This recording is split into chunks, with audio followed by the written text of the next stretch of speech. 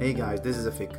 In the last episode, we've started working on the customer's logic. We have a route that we can visit and see all the existing customers. Now we need to set up a new route to create a new customer and also another one to view an existing customer. Now, one thing we need to fix before we move on is that inside our general.js file, we have this Axios interceptor. This one will grab all the responses that has an error on them, and it will check if the status of this error is 401. This is an unauthorized request, so the token has expired or the customer has logged out. And in this case, we would like to commit a mutation to the store to log out the customer and also push a new route to log in the customer back again. But the problem that we have right now is that all the errors that are not related to this status will not be rejected and go back to the caller. In this case, if I do axios.get or post and I'm expecting to catch any error, I'm not going to get it back because I'm intercepting all the errors here. So what I need to do is return promise.reject and pass it the error. Okay, so now we can grab this error in any other place in our app that we call Axios. Okay, next let's start working on our new customer route. Let's go to routes.js and let's add another route in here. I'll call this one new and it will load the new customer component. Let's make sure I have it right here. So import new customer from. Let's go into components, customers, new.view. Let's add another one for view an individual customer. Okay, so this is a placeholder. If you want to use the route customers, then just passing the ID of the customer, we can grab this ID inside our VueRouter params. Okay, let's make sure we create a component called customer for the view, and it's going to be in the same path. The name is customer and the name of the component is view. Let's start with the new customer. We'll have a template and a div with the class of customer new. Then we need a form, and on submit we need to prevent the default action. So prevent, and let's call add. Let's create a table and I'll have a row for each field. First one will be for name. Let's do an input of type text. The class is form control. Let's bind this input to customer.name and let's give it a placeholder customer name. Let's do the same for email. The type is email. Model for customer email and also email in here, and another one for phone,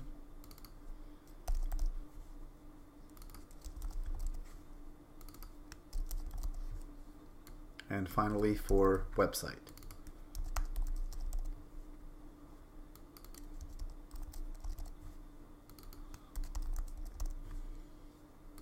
Okay, let's export this component. The name is going to be new, and we also need data. Now we have a v-model to each one of our customers field, one for name, email, phone, and website. So we need to return an object here with a key of customer, and the values will be name, email, phone, and website. Next we'll have another one for errors. And this is once we'll have errors back from our validate.js library.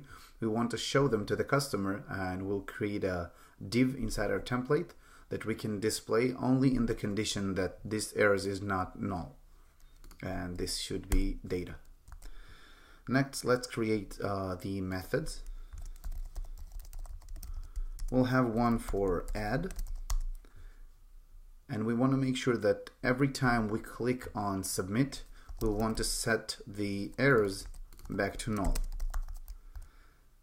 Now we need an object called constraints, and those constraints are our validation rules, and we'll create them in a moment. So let's do constraints is equal this dot get constraints, and let's create this method in here, get constraints.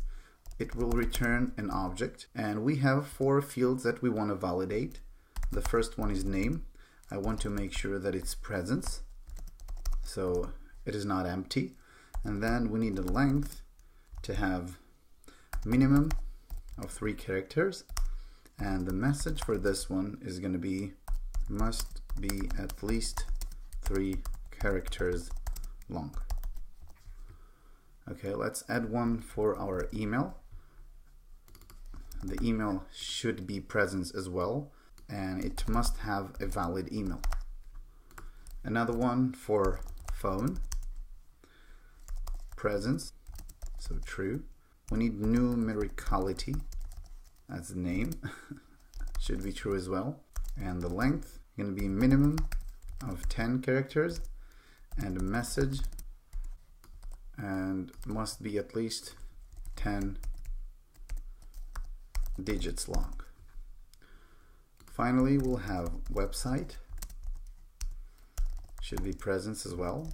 Let's do all of them required, and let's make it a valid URL, so URL true.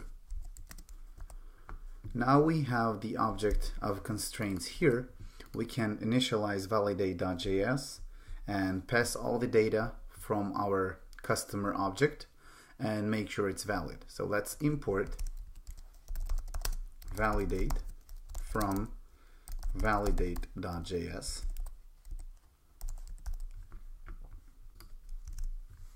and let's call this function validate with our this.data.customer. So this is this object right here, and those are the constraints we want to make sure this object has. And we're going to get back a list of errors from this validate method. Now if we have errors, let's assign them to the errors key inside our data. And then if the data is valid, we can somewhere in here send the customer data to the Backend API. Okay, so let's make sure we have everything set up. Okay, I think we're good for now. Let's test it out in the browser. Got a new, and I forgot to add a submit button. Just add another row, and it will have a class of text write. Let's do an input type submit. The value is create. Let's give it a nice bootstrap class. So btn primary. Let's check it out now. Okay, create, and we should have valid email here. Okay, and I think we have a problem in our constraints. Let's make sure we have everything right. So presence, length, email, numericality. And numericality is only 1L. Let's try now. Name and email, and create, and unknown validator presence. Presence, okay, presence with a C. Sorry about all those typos. I hope now it works. Hello, and let's put email here, create, and nothing happens because we are not displaying our errors in here, but at least we know we don't have an issue anymore. Let's create a div somewhere in here under the form to display our errors. So we'll have a div with a class of errors, and this one will be rendered only if we have errors. Okay, let's print out a list of all the errors, and v4. Okay, and the way this validator errors object looks like is we have a key and a value. The key is the field's error, and the value is the field name, and this is going to be in errors. let's give it a key for the field name, and here inside strong tag we'll print out the field name, and then we want to print all the errors for this field. If you have a field with more than one error, so let's say this one is not present and not type of email, or this one is less than 10 and also not just numeric, so we have 2 errors for one field. And this is why we get inside our fields error an array, and I want to join all those keys in the array and make sure I have a line separated between each one of them. Okay, let's try now. Refresh the page, create, and errors is not defined. I have a lot of errors today. Errors. Try now, create, and we have all the errors. Let's go down here and add a nice styling to this errors div. So class is errors, have background, and we'll give it something like light coral, and we'll have border radius around 5 pixels, and padding will have 21 pixels, 0, 2, and 0. Refresh the page, create, and we have errors. I know it doesn't look so good, but okay, it's fine for now. It looks like an error, so it's good enough for us. And now let's see why we don't have this stretch out to the entire window. And I bet you all saw that. I have a div instead of table. So I need table here and closing table. That's the one, table. Let's refresh the page now. Okay, now it looks better. We should have another column. And let's create a cancel button that will take us back to the customers list. So we'll have a router link here. We'll go to customers, and the text for this one is cancel. Let's give it a class of btn. Let's see how it looks like. Okay, nice. Click cancel. We're back in the customers list, new, and now we need to make the API call to save the new customer. Okay, we'll do this after the errors checking right here, and make sure that if we have errors, we need to return so we don't post this data to our API. Now we can do axios.post, and we are posting to /API customers new, and the data is this data customer. Now we also need the authorization header. We've had this one inside our store, so let's go to store, and we need this header right here. And there is a better way of doing that. We can also create another interceptor to make sure that all of our requests, if we have a current user available, we can just append the header with authorization in it. We'll do this one later. Now we make sure that we can save a new customer. Okay, so then we'll grab the response, and I want to do this .router.push and go back to the customers. And this is because once this is over, we already have this new customer available inside our customers list. And now the way we've set it up is every single time we visit our customers list page, we do a request to our API to get a list of all the customers. Now I know it's not the most efficient way to do that. We can store the customers list in our store and then manage it locally. And this is a nice solution for now, and we can do much more later, but I don't want this series to be that long. Okay, I think we can test it out in the browser now. So the name is new customer, email, and the website is, let's do google.com, and create. We have an error. Oh, context is not defined. What happened to, okay. We have this context only inside our store. In here we want to grab the current user from the store, so we need another key for computed values, and the one we need is current user, and we can return this dot store dot getters dot current user, and we can use this dot current user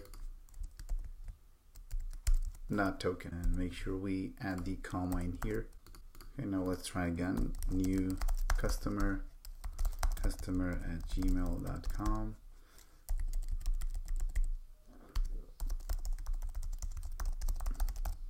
and hit create. Go down here, and here is our new customer. We can make sure that in our database we have this customer, and let's sort by ID, and here it is. Okay, the next step is to create a view for each customer. So let's go into our view component, and we need template. We'll have a div with the class of customer view.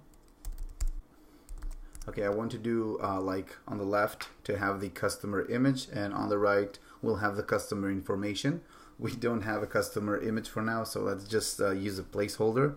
I'll do user image div, and inside put an image tag and paste this nice placeholder. Next we'll do user info. We'll have a table with a class of table, and let's do for each row we'll have the header. First one is ID, and then let's print out the customer.id. Have the same for name, need customer name, email,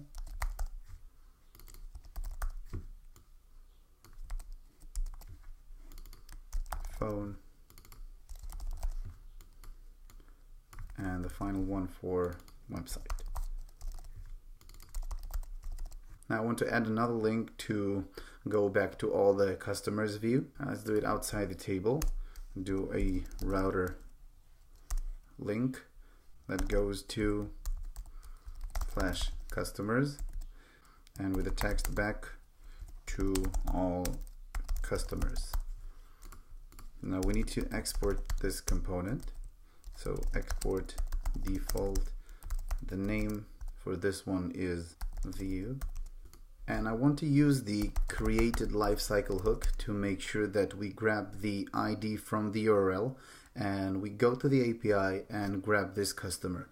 Now to do that, I'll use axios.get, and we are visiting API customers.